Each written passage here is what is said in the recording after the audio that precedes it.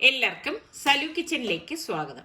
അപ്പം നിങ്ങളെല്ലാവരും ചോദിച്ച ഈസ്റ്റ് ഇടാത്ത അപ്പത്തിൻ്റെ റെസിപ്പിയാണ് ഞാൻ കാണിക്കുന്നത് കേട്ടോ. അപ്പം ഞാൻ ഇതാ രാവിലെ തന്നെ പച്ചരി വെള്ളത്തിലേക്ക് കുതിർക്കാൻ ഇട്ടിട്ടുണ്ടായിരുന്നു. ഒരു 2-3 മണിക്കൂർ മാത്രം കുതിർന്നാൽ മതിയാവും. പിന്നെ നമുക്ക് വേണ്ടത് അവലാണ് കേട്ടോ. അപ്പം ഞാൻ 2.5 കപ്പ് പച്ചരിക്ക് 1 കപ്പ് അവലാണ് എടുത്തിരിക്കുന്നത്. അവലൊരു ബൗളിലേക്ക് ഇട്ടിട്ട് കുറച്ച് വെള്ളം ഒഴിച്ച് മാറ്റി വെക്കാം. പിന്നെ നമുക്ക് വേണ്ടത് തേങ്ങയാണ്. അത് ഞാൻ 1 കപ്പ് എടുത്തിട്ടുണ്ട്. അപ്പം നമ്മൾ കുതിർത്ത് വെച്ചിരിക്കുന്ന പച്ചരി മിക്സിയുടെ ജാറിലേക്ക് ഇട്ടിട്ട് ആദ്യം നമുക്ക് ഈ പച്ചരി ഒന്ന് അരച്ചെടുക്കണം. അപ്പം വെള്ളം നമ്മൾ നോക്കണം, ആ അരിക്ക് നികക്കെയുള്ള വെള്ളം എടുക്കണം. ഞാനിവിടെ 1.5 കപ്പ് വെള്ളമാണ് എടുത്തിരിക്കുന്നത്. അപ്പം നിങ്ങൾ എത്രയാണോ അരി എടുക്കുന്നത് അതിനനുസരിച്ച് വെള്ളം എടുത്താൽ മതി. ഇതൊന്ന് അരച്ചെടുത്ത ശേഷം ഞാൻ ഒരു സോസ് പാനിലേക്ക് വലിയ 2 തവി മാവ് ഇതുപോലെ ഒഴിച്ചു കൊടുക്കണം. ഒഴിച്ചു കൊടുത്ത ശേഷം നമുക്കിതിലേക്ക് പച്ചവെള്ളം ഒഴിച്ചു കൊടുക്കാം. കുറച്ച് ലൂസാക്കി എടുക്കണം, കപ്പി കാച്ചാനാണ് കേട്ടോ. അപ്പം ഞാൻ ആദ്യം 1 കപ്പ് വെള്ളം ഒഴിച്ച് ഒന്ന് ഇളക്കി കൊടുക്കുകയാണ്. അപ്പം കുറച്ച് തിക്കായിട്ട് എനിക്ക് തോന്നിയോണ്ട് വീണ്ടും ഞാൻ 1 കപ്പ് വെള്ളം കൂടി ഇതിലേക്ക് ചേർത്ത് കൊടുത്തു. അപ്പം ഈ ഒരു ലൂസിൽ വേണം നമ്മൾ ഇനി ഇത് കുറുക്കിയെടുക്കാനുള്ളത്. അപ്പം ഇനി ഇത് ഗ്യാസിലേക്ക് വെച്ച് ഗ്യാസ് ഓൺ ചെയ്ത ശേഷം കട്ട ഇല്ലാതെ കുറുക്കിയെടുക്കണം കേട്ടോ. ഈ ഒരു പരുവത്തിലാണ് നമ്മളിത് കുറുക്കിയെടുക്കാനുള്ളത്. ഒട്ടും കട്ട കെട്ടാൻ പാടില്ല. കട്ട കെട്ടിക്കഴിഞ്ഞാൽ അത്ര ശരിയാവത്തില്ല. അപ്പം ഞാൻ ദാ കപ്പി കാച്ചി എടുത്ത് വെച്ചിട്ടുണ്ട്. ഇനിയിപ്പോൾ അതൊന്ന് തണുക്കാൻ മാറ്റി വെക്കാണ്. ബാക്കി അരച്ചിരിക്കുന്ന മാവ് ഞാൻ ദാ ഒരു കണ്ടെയ്നറിലേക്ക് ഒഴിച്ചു വെച്ചിരിക്കണം. അപ്പത്തിന് എപ്പോഴും നമ്മൾ അരി കുതിർക്കുമ്പം 2-3 മണിക്കൂർ മാത്രം കുതിർത്താൽ മതിയാവും കേട്ടോ. ഓവറായിട്ടൊന്നും കുതിർത്തെടുക്കേണ്ട ആവശ്യമില്ല. അപ്പം ഞാൻ ഇതേ മിക്സിയുടെ ജാറിലേക്ക് തന്നെ നമ്മൾ ഈ കുതിർത്ത് വെച്ചിരിക്കുന്ന അവലില്ലേ അതിട്ട് കൊടുക്കാം. അവലിന് പകരം നിങ്ങൾക്ക് വേണമെങ്കിൽ ചോറ് വേണമെങ്കിൽ ചോറും ചേർത്ത് കൊടുക്കാം. പക്ഷെ അതിനും കുറച്ചുകൂടി നല്ലത് അവലാണ് കേട്ടോ. പിന്നെ നമ്മൾ ഈ എടുത്ത് വെച്ചിരിക്കുന്ന തേങ്ങ ഉണ്ടല്ലോ, തേങ്ങ ഞാനിവിടെ 1 കപ്പോളം എടുത്തിട്ടുണ്ട്. ചോറ് ഞാൻ 1 ടേബിൾ സ്പൂൺ ചേർത്ത് കൊടുക്കുകയാണ്. ഇനി നമുക്ക് ഈ തണുത്തിരിക്കുന്ന നമ്മളുടെ ഈ കപ്പി കാച്ചിയതില്ലേ, ഇതിപ്പോൾ അത്ര തണുത്തിട്ടൊന്നുമില്ല. അപ്പം ഞാനത് ഇതിലേക്ക് ഇട്ട് കൊടുക്കുകയാണ്. ഇട്ട് കൊടുത്ത ശേഷം നമ്മൾ ഇതിപ്പോൾ ചൂടാണെങ്കിൽ നിങ്ങൾ വെള്ളം ഒഴിക്കുമ്പം ഐസ് വാട്ടർ ഒഴിക്കാൻ ശ്രദ്ധിച്ചേക്കണം കേട്ടോ. അപ്പം മിക്സിയുടെ ജാർ അങ്ങനെ ചൂടാകത്തില്ല. എന്നിട്ട് നമുക്കിതിലേക്ക് പാകത്തിനുള്ള ഉപ്പ് ഇട്ട ശേഷം ഞാൻ ഇതിലേക്ക് ഐസ് വാട്ടറാണ് ഒഴിച്ചു കൊടുത്തിരിക്കുന്നത്. ഇനി നമുക്കിതൊന്ന് നന്നായിട്ടൊന്ന് അടിച്ചെടുക്കാം. പിന്നെ അപ്പത്തിന് അരയ്ക്കുമ്പോൾ പ്രത്യേകം ശ്രദ്ധിച്ചേക്കണം, വല്ലാതെ ലൂസായി പോരുത്. അപ്പം അരച്ചത് നമുക്ക് ഈ ആദ്യം അരച്ച അരിയുടെ കൂട്ടത്തിലേക്ക് ഒഴിച്ചു കൊടുക്കണം. ഒഴിച്ചു കൊടുത്ത ശേഷം ഇനിയിപ്പം നന്നായിട്ട് ഇതൊന്ന് യോജിപ്പിച്ചെടുക്കണം. അപ്പം ഞാൻ എളുപ്പത്തിന് വേണ്ടിയിട്ട് ഒരു ഹാൻഡ് മിക്സ് എടുത്തിട്ടുണ്ട്. അത് വെച്ചിട്ടാണ് ഇതാ ഒന്ന് ഇളക്കിയെടുക്കുന്നത്. അപ്പൊ നമ്മൾ അരച്ചെടുക്കുമ്പം ആ ഒരു പരുവം കറക്റ്റ് ആവണം കേട്ടോ. വെള്ളം പോലെ ആയിക്കഴിഞ്ഞാൽ അപ്പൊ അത്ര ശരിയാകത്തില്ല. ഒരുപാട് കുറുകാനും പാടില്ല. അപ്പൊ ഞാൻ മിക്സിയുടെ ജാറിലേക്ക് കുറച്ചൊരു 1/4 ഗ്ലാസ് വെള്ളം കൂടി ഒഴിച്ച് ഇതിലേക്ക് ഒഴിച്ചിട്ട് നന്നായിട്ടൊന്ന് ഇളക്കി കൊടുക്കുകയാണ്. അപ്പൊ നിങ്ങൾ കൈ നന്നായിട്ട് കഴുകിയിട്ട് കൈ കൊണ്ട് ഇളക്കി കൊടുത്താലും മതി. ഇനി നമുക്കിത് പൊങ്ങാനായിട്ട് അടച്ച് മാറ്റി വെക്കാം. ഇതിൽ ഈസ്റ്റോ സോഡാപ്പൊടിയോ ഒന്നും ഞാൻ ചേർക്കത്തില്ല കേട്ടോ. അപ്പൊ അത് ഞാൻ മാറ്റിവെച്ച ശേഷം ഞാൻ മറ്റൊരു ബൗൾ എടുത്തു. ഇതിലേക്ക് നമുക്കിനി 3 കപ്പ് പച്ചരിയാണ് ഞാനിപ്പോൾ എടുത്തിരിക്കുന്നത്. 250 ml കപ്പിലാണ് ഞാൻ എടുത്തിരിക്കുന്നത് കേട്ടോ. അപ്പൊ ഇനിയിപ്പം ഇത് നന്നായിട്ടൊന്ന് കഴുകിയ ശേഷം വെള്ളം ഒഴിച്ച് കുതിരാനായിട്ട് മാറ്റി വെക്കാം. അതിപ്പോ എന്തിനാണെന്നുള്ളത് ഞാൻ പറഞ്ഞുതരാം കേട്ടോ. അപ്പൊ ഞാൻ അത് ഇവിടെ കഴുകി കൊണ്ടുവന്ന ശേഷം കുറച്ചധികം വെള്ളം ഒഴിച്ചിട്ട് കുതിരാനായിട്ട് വെച്ചിട്ടുണ്ട് കേട്ടോ. അപ്പൊ ഇത് കുറച്ച് നേരം വേണം കുതിർന്ന് കിട്ടാനായിട്ട്. അപ്പം ഞാൻ അടച്ചൊന്ന് മാറ്റി വെക്കാണ്. അപ്പം ഇന്ന് ഞാൻ 1 തുള്ളി എണ്ണ ചേർക്കാതെയുള്ള ഫ്രൈ ആണ് ഉണ്ടാക്കുന്നത്. അപ്പം അതിൻ്റെ മസാലയ്ക്ക് വേണ്ടി 2 ടേബിൾ സ്പൂൺ ഓയിൽ ഒഴിച്ച ശേഷം 1 ടേബിൾ സ്പൂൺ പെരിഞ്ജീരകവും 10-12 വെളുത്തുള്ളി എലിയും 2 വലിയ പീസ് ഇഞ്ചി നീളത്തിൽ അരിഞ്ഞതും കൂടി ഇട്ട ശേഷം നമുക്കിതൊന്ന് മൂപ്പിച്ചു കൊടുക്കാം. അപ്പം ഇത് ഒരു സ്പെഷ്യൽ മസാലക്കൂട്ടാണ് കേട്ടോ ഇത്. പിന്നെ നമുക്കിതിലേക്ക് വേണ്ടത് കറിവേപ്പിലയാണ്. 2 തണ്ട് കറിവേപ്പില ഞാൻ ഇതിലേക്ക് ചേർത്ത് കൊടുക്കുകയാണ്. ഇനിയിപ്പോൾ ഇതെല്ലാം ചേർത്തിട്ട് ഫ്ലെയിം ഒന്ന് മീഡിയം ഫ്ലെയിമിലാക്കിയിട്ട് വേണം നമ്മളിതൊന്ന് റോസ്റ്റ് ആക്കി എടുക്കാനുള്ളത്. അപ്പോൾ വല്ലാതെ അങ്ങ് കരിഞ്ഞു പോരുത് കേട്ടോ. പിന്നെ ഞാനിവിടെ ഒരു 10-15 വറ്റൽമുളക് എടുത്തിട്ടുണ്ട്. കാശ്മീരി ചില്ലിയാണ് എടുത്തിരിക്കുന്നത്. അതും കൂടി ഇട്ടിട്ട് നമുക്കൊന്ന് വഴറ്റി കൊടുക്കാം. അതാകുമ്പോഴേക്ക് ഒരുപാട് എരിവൊന്നും ഉണ്ടാകത്തില്ല, നല്ല കൊഴുകൊഴുപ്പും ഉണ്ടാവും. അപ്പം ഈ ഒരു പരുവത്തിൽ നമ്മൾ വഴറ്റിയെടുത്താൽ മതിയാവും. അപ്പം ഇനി ഇപ്പം തണുക്കാനായിട്ട് മാറ്റി വെച്ചിട്ടുണ്ട്. തണുത്ത ശേഷം മിക്സിയുടെ അരയ്ക്കുന്ന ജാർ എടുത്തിട്ട് നമുക്ക് ഇതെല്ലാം ഇതിലേക്ക് ഇട്ടിട്ട് ഒന്ന് അരച്ചെടുക്കണം. അപ്പം എളുപ്പം ഉണ്ടാക്കിയെടുക്കാൻ പറ്റുന്ന ഒരു കിഡു ഐറ്റമാണ്. ഉറപ്പായിട്ട് നിങ്ങൾ ഇത് ഉണ്ടാക്കി നോക്കൂ. നിങ്ങളുടെ വീട്ടിലുള്ള എല്ലാവർക്കും ഇത് ഇഷ്ടപ്പെടും കേട്ടോ. അപ്പം ഞാനിത് അരച്ചെടുത്തിട്ട് വരാം. പിന്നെ ഞാനിതാ ഇവിടെ ഒരു 1/2 കിലോ ചിക്കൻ കഴുകി വൃത്തിയാക്കി എടുത്തതിലേക്ക് നമ്മൾ ഈ അരച്ച് വെച്ചിരിക്കുന്ന മസാല ഉണ്ടല്ലോ, ആ മസാല ഇതിലേക്ക് ഇട്ടിട്ട് നന്നായിട്ടൊന്ന് ഇളക്കി കൊടുക്കണം. അപ്പൊ അതിനോടൊപ്പം തന്നെ പാകത്തിനുള്ള ഉപ്പും കൂടി ചേർത്ത് കൊടുക്കണം കേട്ടോ. നല്ലതുപോലെ ഒന്ന് ഇളക്കി യോജിപ്പിച്ചെടുക്കാം. അപ്പൊ ഇതില് നമ്മൾ വേറെ മസാലക്കൂട്ടുകൾ ഒന്നും ഉപയോഗിക്കത്തില്ല കേട്ടോ. അപ്പൊ നമ്മൾ ഇട്ട് നോക്കിയിട്ട് മസാല കൂടുതൽ വേണം തോന്നിയാൽ ഈ അരച്ചതിൽ നിന്ന് ചേർത്ത് കൊടുത്താൽ മാത്രം മതിയാകും. അപ്പൊ ദാ നമ്മളുടെ ചിക്കൻ മസാല എല്ലാം പിടിച്ച് വന്നിട്ടുണ്ട്. അപ്പൊ ഒരു 10 മിനിറ്റ് നമുക്കിത് റെസ്റ്റ് ചെയ്യാൻ വെക്കണം. അപ്പൊ ബാക്കി മസാലക്കൂട്ട് നമുക്കൊരു കണ്ടെയ്നറാക്കി ഫ്രിഡ്ജിൽ സൂക്ഷിക്കാവുന്നതാണ്. പിന്നെ നമുക്ക് വേറെന്തെങ്കിലും ചിക്കൻ ഫ്രൈ ചെയ്യുന്ന നേരത്ത് നമുക്ക് അത് യൂസ് ചെയ്യാം കേട്ടോ. അപ്പൊ 10 മിനിറ്റ് കഴിഞ്ഞ ശേഷം ഞാൻ ഇതാ മാരിനേറ്റ് ചെയ്ത് വെച്ചിരിക്കുന്ന ചിക്കൻ നമ്മൾ ഈ വഴറ്റിയില്ലേ അതേ പാനിലേക്ക് തന്നെ ഇട്ട് കൊടുക്കുകയാണ്. ഇതുപോലെ ഒന്ന് ഇട്ട് കൊടുക്കണം. പിന്നെ നിങ്ങൾ പ്രത്യേകം ശ്രദ്ധിക്കണം, ചെറിയ പീസാക്കി ചിക്കൻ കട്ട് ചെയ്തേക്കണം കേട്ടോ, ഈ ഒരു പരുവത്തിൽ. അപ്പൊ നമുക്കത് പെട്ടെന്ന് വെന്ത് കിട്ടും, മസാലയൊക്കെ എല്ലായിടത്തും പിടിക്കുകയും ചെയ്യും. പിന്നെ ഞാൻ ഇതിലേക്ക് 1-2 തണ്ട് കറിവേപ്പിലയും കൂടി ഇട്ട് കൊടുത്തിട്ട് ഒന്ന് ഇളക്കി കൊടുക്കുകയാണ്. അപ്പൊ ഞാൻ ഇപ്പം മീഡിയം ഫ്ലെയിമിലാണ് വെച്ച് കൊടുത്തിരിക്കുന്നത്. ഇനി ഒരു 5 മിനിറ്റ് നമുക്ക് കൈയെടുക്കാതെ ഇതുപോലെ ഒന്ന് ഇളക്കി എടുക്കണം. അതിനുശേഷം നമുക്ക് മൂടി വെച്ച് കൊടുക്കാം.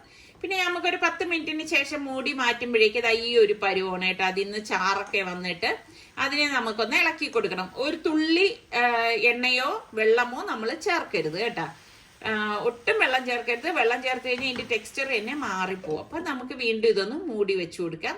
വീണ്ടും ഒരു 10 മിനിറ്റ് കഴിഞ്ഞ് മൂടി മാറ്റുമ്പോഴേക്ക് ഈ ഒരു പരുവാണ് കേട്ടോ. പിന്നെ നമുക്ക് കുറച്ചധികം കറിവേപ്പിലയും കൂടി ഇട്ട ശേഷം ഇത് ഇളക്കിയാണ് നമ്മൾ ഫ്രൈ ചെയ്തെടുക്കുന്നത്. അപ്പൊ ഞാൻ നേരത്തെ പറഞ്ഞതുപോലെ ഒരു ചിക്കൻ സ്പെഷ്യൽ ഫ്രൈ ആണിത്.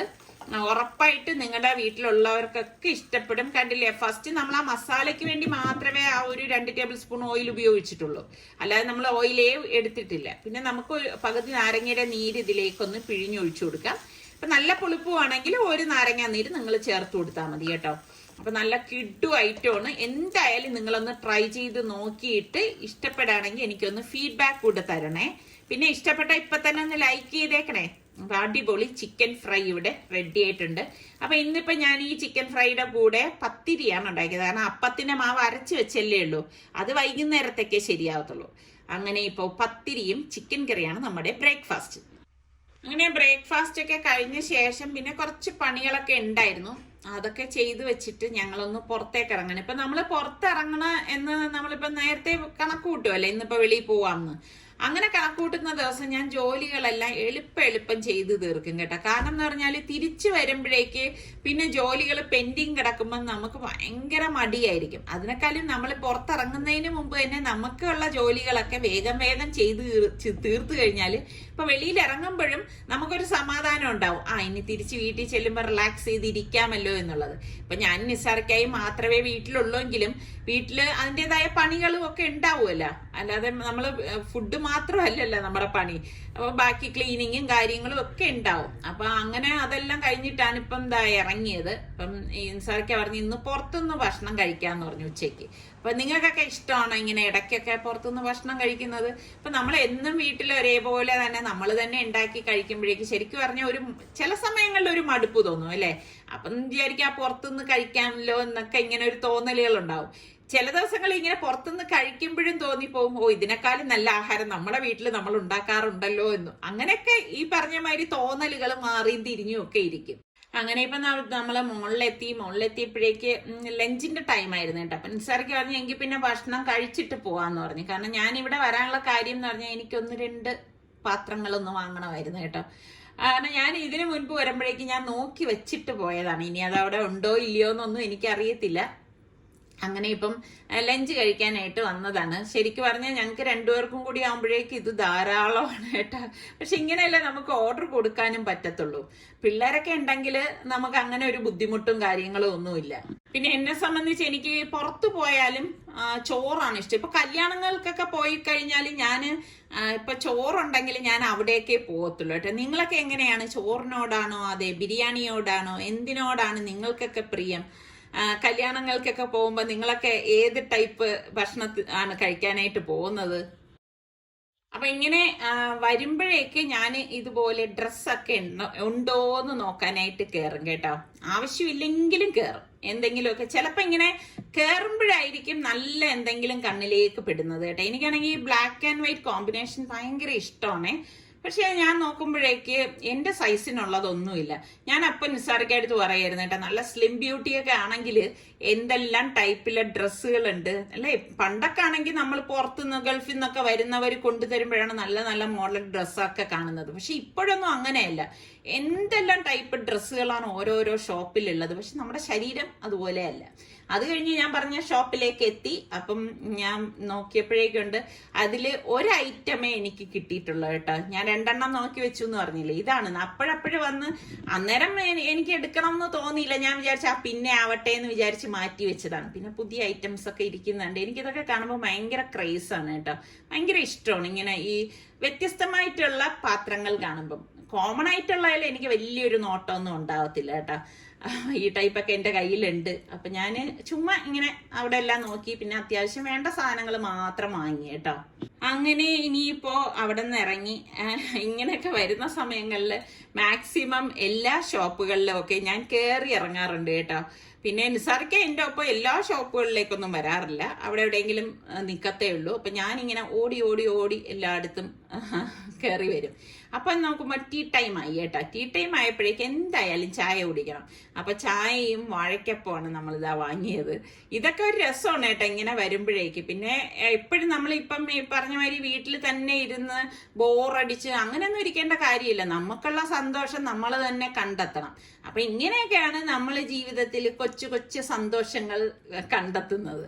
നമ്മൾ പ്രസന്റിൽ സന്തോഷത്തോടു കൂടി ജീവിക്കുക. അപ്പോൾ നാളെ ആവുമ്പോഴേക്ക് നല്ല സ്വീറ്റ് മെമ്മറീസ് നമുക്ക് കിട്ടും. ഈ ഒരു ആറ്റിറ്റ്യൂഡുകാരിയാണ് കേട്ടോ ഞാൻ പറയുന്നതിൽ എന്തെങ്കിലും നിങ്ങൾക്ക് അഭിപ്രായമുണ്ടെങ്കിൽ തീർച്ചയായിട്ടും പറയാം കേട്ടോ. അപ്പൊ ഇനിയിപ്പം നമ്മൾ നേരെ വീട്ടിലേക്കാണ് പോണത്. കാരണം കറക്കമൊക്കെ കഴിഞ്ഞല്ലോ. അപ്പൊ നമ്മൾ രാവിലെ കുതിർത്ത് വെച്ച അരി ഉണ്ടല്ലോ, അതിലേക്ക് ഞാൻ അതൊന്ന് ഡ്രൈൻ ചെയ്ത ശേഷം 1/4 കപ്പ് ചോറും 1/4 കപ്പ് തേങ്ങയും പിന്നെ ഞാനൊരു 10-12 ഏലക്ക ഇട്ടിട്ടുണ്ട് കേട്ടോ. ഏലക്കയൊക്കെ നിങ്ങൾക്ക് ഇഷ്ടത്തിനനുസരിച്ച് ചേർത്ത് കൊടുക്കുക. എനിക്ക് കുറച്ചധികം ഇഷ്ടമുള്ളതുകൊണ്ടാണ് ഞാൻ ചേർത്ത് കൊടുത്തിരിക്കുന്നത്. അപ്പൊ ഞാൻ എപ്പോഴും പറയുമോ, ശർക്കര പാനി ഞാൻ ഉരുക്കി അരിച്ച് ഫ്രിഡ്ജിൽ സൂക്ഷിക്കുന്നു. അപ്പൊ അതിൽ നിന്ന് ഇപ്പൊ ഞാൻ ഒരു പാത്രം വെച്ച ശേഷം ഒരു 1.5 കപ്പ് ശർക്കര പാനി ഒന്ന് ചൂടാക്കി എടുക്കാണ്. കാരണം നമുക്ക് ഇതിലേക്ക് ചെറു ചൂടോടുകൂടി വേണം ചേർത്ത് കൊടുക്കാനുള്ളത്. അപ്പൊ തിളയ്ക്കാൻ പാടില്ല കേട്ടോ. അപ്പം നമ്മള് കുതിർത്ത് വെച്ച അരിയും ആ തേങ്ങ എല്ലാം കൂടെ ചെയ്ത കൂട്ടുണ്ടല്ലോ, അത് ഞാനിപ്പോ 2 ബാച്ചായിട്ടാണ് ഇതിപ്പം അരച്ചെടുക്കാൻ പോണത്. ഒറ്റ ബാച്ചിൽ നമുക്ക് അരച്ചെടുക്കാൻ ബുദ്ധിമുട്ടായിരിക്കും. ഇതിലേക്ക് നമുക്ക് പാകത്തിനുള്ള ശർക്കരപ്പാനി ഇതുപോലെ ഒന്ന് ഒഴിച്ചു കൊടുക്കണം. അതായത് ആ ഒരു നമ്മൾ അരിയിട്ട് നെകക്കെ ഉള്ളത് ഒഴിച്ചു കൊടുത്താൽ മതി. ഇതോടൊപ്പം തന്നെ നമുക്ക് 1/4 കപ്പ് മൈദ മാവും കൂടി ചേർത്ത് കൊടുക്കണം. അത് മിസ് ചെയ്യരുത് കേട്ടോ. എന്നിട്ട് നമുക്കിതൊന്ന് അടിച്ചെടുക്കാം. ഇതുപോലെ ഒന്ന് അടിച്ചെടുക്കണം. ഒരുപാടങ്ങ് മഷി പോലെ അരച്ചെടുക്കേണ്ട ആവശ്യമൊന്നുമില്ല. ഇപ്പൊ അടിച്ചെടുത്ത മാവ് നമുക്ക് ഒരു ബൗളിലേക്ക് ഒഴിച്ചു കൊടുക്കാം. ഒഴിച്ചു കൊടുത്ത ശേഷം നമ്മൾ മാറ്റി വെച്ചിരിക്കുന്ന 2ാമത്തെ ബാച്ച് ഉണ്ടല്ലോ, അതും കൂടി ഇതിലേക്കിട്ട ശേഷം വീണ്ടും നമുക്ക് ആ ബാക്കിയിരിക്കുന്ന ശർക്കര പാനി ഇതുപോലെ ഒഴിച്ചു കൊടുക്കണം. ഒഴിച്ചു കൊടുത്തിട്ട് നമുക്ക് 1 ടേബിൾ സ്പൂൺ നെയ്യാണ് ഞാൻ ഇട്ട് കൊടുത്തിരിക്കുന്നത് കേട്ടോ. ഇതിപ്പം ബാക്കി ഇരിക്കുന്നതാണ് ഞാൻ ഈ ഒഴിച്ചു കൊടുത്തിരിക്കുന്നത് കേട്ടോ, ശർക്കര പാനി. അപ്പൊ നെയ്യും ഇട്ട ശേഷം നമുക്ക് വീണ്ടും ഇതൊന്ന് അടിച്ചെടുക്കണം. നെയ്യും മിസ്സാകരുത് കേട്ടോ. അത് 2 മസ്റ്റായിട്ട് നമ്മൾ ഇതിലേക്ക് ചേർത്ത് കൊടുക്കണം. അപ്പൊ ഈ അടിച്ചിരിക്കുന്നത് ബാറ്റർ നമുക്കിതിലേക്ക് ഒഴിച്ചു കൊടുത്ത ശേഷം നമുക്കിതൊന്ന് ഇളക്കി കൊടുക്കണം. ഇതോടൊപ്പം തന്നെ നമുക്ക് പാകത്തിനുള്ള ഉപ്പും കൂടി ചേർത്ത് കൊടുക്കാം. ചേർത്തിട്ട് വേണം നമ്മൾ ഇതൊന്ന് ഇളക്കി മിക്സ് ചെയ്ത് എടുക്കാനുള്ളത്. കാരണം ശർക്കര പാനി ചേർത്തുകൊണ്ട് തന്നെ നമ്മൾ കുറച്ച് ഉപ്പ് ഇതിലേക്ക് ചേർക്കുന്നത് നല്ലതാണ് കേട്ടോ. അപ്പൊ ഞാനിത് മിക്സ് ചെയ്ത് മാറ്റി വെച്ചിട്ടുണ്ട്. പിന്നെ ഞാൻ മറ്റൊരു പാനിലേക്ക് കുറച്ച് നെയ്യ് ഇതുപോലെ ഒഴിച്ച ശേഷം നമുക്ക് മെയിൻ ആയിട്ട് ഇതിലേക്ക് വേണ്ടത് കൊപ്രയാണ്. ഞാനൊരു 1/4 കപ്പോളം തേങ്ങ ചെറുതായിട്ട് അരിഞ്ഞെടുത്തിട്ടുണ്ട്. അതിട്ടിട്ട് നമുക്കൊന്ന് മൂപ്പിച്ചു കൊടുക്കാം. അപ്പൊ കരിഞ്ഞു പോവാതെ നല്ല ഒരു ഗോൾഡൻ കളറിൽ നമുക്കിതൊന്ന് മൂപ്പിച്ചെടുക്കണം. മൂപ്പിച്ചത് ഇതേ ചൂടോടുകൂടി തന്നെ നമുക്ക് ഇതേ മാവിലേക്ക് ഒഴിച്ച ശേഷം 1 ടേബിൾ സ്പൂണോളം കറുത്ത എള്ളും കൂടി ചേർത്ത് കൊടുക്കുകയാണ്. എന്നിട്ട് നന്നായിട്ടൊന്ന് മിക്സ് ചെയ്ത് കൊടുക്കാം. അപ്പൊ നമ്മൾ ഇൻസ്റ്റന്റ് ആയിട്ടുള്ള നെയ്യപ്പമാണ് ഉണ്ടാക്കാൻ പോണത് കേട്ടോ. നെയ്യപ്പം തന്നെ ഒരുപാട് വിധത്തിൽ ഞാൻ കാണിച്ചു തന്നിട്ടുണ്ട്. ഇത് നിങ്ങൾ ട്രൈ ചെയ്ത് നോക്കൂ. ഫ്ലോപ്പ് ആവേ ഒന്നും ചെയ്യത്തില്ല. നമുക്കിതില് പപ്പടം ചേർക്കണ്ട, സോഡാപ്പൊടി ചേർക്കണ്ട, ഒന്നും ചേർക്കാതെ തന്നെ നമുക്ക് ഉണ്ടാക്കാം. അപ്പം നമ്മൾ ഇത് പൊരിച്ചെടുക്കുന്ന പാനിലേക്ക് ഓയിലും നെയ്യ് കുറച്ച് ഇതുപോലെ ഒഴിച്ചു കൊടുക്കണം. നെയ്യപ്പോലെ ഇപ്പൊ ഫുള്ള് നെയ്യ് ഒഴിച്ചൊന്നും നമുക്കത് ചുട്ടെടുക്കാൻ പറ്റത്തില്ല. അതുകൊണ്ട് നമ്മൾ കുറച്ച് നെയ്യ് ഇതിലേക്ക് ഒഴിച്ചു കൊടുക്കണം. ആ ഒരു ടേസ്റ്റ് കിട്ടാൻ വേണ്ടിയിട്ടാണ് കേട്ടോ. എന്നിട്ട് അത് ചൂടാകുന്ന ടൈമിൽ ഫ്ലെയിം ഒന്ന് കുറച്ച ശേഷം നമുക്ക് മാവ് ഇതുപോലെ ഒന്ന് കോരി ഒഴിച്ചു കൊടുക്കണം. കോരി ഒഴിച്ച ശേഷം നമ്മളൊന്നും ചെയ്യേണ്ട, അത് താനേ പൊങ്ങി വന്നോളും കേട്ടോ. അതുവരെ നമ്മളൊന്ന് വെയിറ്റ് ചെയ്യണം. അപ്പൊ ദാ നമ്മളുടെ മാവ് ഇവിടെ പൊങ്ങി വന്നിട്ടുണ്ട്. ഇപ്പൊ ആദ്യത്തേത് ചിലപ്പം ശരിയാവില്ല, ആദ്യം ഉണ്ടാക്കണ നെയ്യപ്പം. അപ്പൊ നിങ്ങൾ രണ്ടാമത് കോരി ഒഴിക്കണത് കറക്റ്റ് ആയിട്ട് വന്നോളും കേട്ടോ. അപ്പൊ ദാ തിരിച്ച് മറിച്ചു വിട്ട് നമുക്കിത് റെഡിയാക്കി എടുക്കാം. അപ്പൊ നിങ്ങൾ എപ്പോഴും ഇതിന്റെ ഉൾഭാഗം എന്തോ എന്ന് ഉറപ്പുവരുത്തിയ ശേഷമേ നമുക്ക് മറിച്ചിട്ട് കൊടുക്കാവൂ. ഫ്ലെയിം ഒന്ന് നമ്മൾ മാവ് കോരി വെച്ച ശേഷം ഒന്ന് കുറച്ച് കൊടുത്തിട്ട് വേണം നമ്മളിത് റെഡിയാക്കി എടുക്കാനുള്ളത്. ഒരുപാട് ഫ്ലെയിം അങ്ങ് കുറഞ്ഞു പോയത്. കുറഞ്ഞു പോയി കഴിഞ്ഞാൽ ഇത് എണ്ണ കുടിക്കും. അപ്പൊ ഇത് എണ്ണയൊന്നും കുടിക്കാത്ത നല്ല സോഫ്റ്റ് ആയിട്ടുള്ള നല്ല ഒരു നെയ്യപ്പമാണ്. അപ്പൊ നിങ്ങൾ ട്രൈ ചെയ്ത ശേഷം ഫീഡ്ബാക്ക് തരണം. എത്ര പേർക്ക് നെയ്യപ്പം ഇഷ്ടമുള്ളവരുണ്ട്? എനിക്ക് ഭയങ്കര ഇഷ്ടമാണ് കേട്ടോ. ഉണ്ണിയപ്പമാണോ നെയ്യപ്പമാണോ എൻ്റെ അടുത്ത് ഇഷ്ടമെന്ന് ചോദിച്ചാൽ ഞാൻ പറയും നെയ്യപ്പമാണെന്നേ പറയത്തുള്ളൂ. അങ്ങനെ ഓരോന്നും ഞാൻ നെയ്യപ്പം ചുട്ടെടുക്കുകയാണ്. അപ്പൊ ഇതൊക്കെയാണ് നമ്മളുടെ ഇന്നത്തെ വിശേഷങ്ങൾ എന്ന് പറയുന്നത്. അപ്പൊ സബ്സ്ക്രൈബ് ചെയ്യാത്ത ആരെങ്കിലും ഉണ്ടെങ്കിൽ, നിങ്ങൾക്ക് ഇഷ്ടപ്പെടുകയാണെങ്കിൽ സബ്സ്ക്രൈബ് ചെയ്യാൻ മറന്നു പോരുതേ. അടുത്ത നല്ല റെസിപ്പിയോ വ്ളോഗായിട്ടൊക്കെ കാണാം. അതുവരയ്ക്കും എല്ലാവർക്കും ബൈ.